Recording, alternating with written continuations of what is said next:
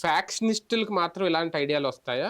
ఇప్పుడు పార్టీ కార్యకర్తలు కూడా ఈ తరహా వాళ్ళని చూసి నేర్చుకుంటున్నారా? నిన్న జరిగిన గొడవల్లో ఎక్కడి నుంచైనా తీసుకొచ్చి ఉంటారా వాళ్ళని? ఎవ్వరికీ అర్థం కాని 2 పరిణామాలు ఉన్నాయండి ఇందులో.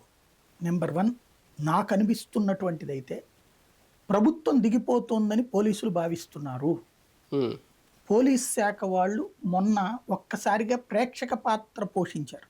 ఉమ్, మొన్న జరిగింది, ఎన్నికల రోజున జరిగినటువంటి సంఘటనలన్నీ కూడా తెలుగుదేశం వాళ్ళు వెళ్ళి వైసీపీ వాళ్ళని కవ్వించారు. ఉమ్, మేబీ 5 ఏళ్ల నుండి వైసీపీ వాళ్ళ డామినేషన్ మీద ఉన్న కసి అయి ఉండొచ్చు. ఉమ్, పోలీస్ డిపార్ట్మెంట్ వాళ్ళకి తాబేదారులుగా పనిచేసి తమని దెబ్బతీస్తున్నారన్న కసి అయి ఉండొచ్చు. ఉమ్, పోలీసులు ప్రభుత్వం పడిపోతుందన్నటువంటి ఉద్దేశంతో కావచ్చు, లేదా జగన్ ప్రభుత్వాన్ని గద్దెదించాలని పోలీసుల్లో కూడా కసి ఉంది.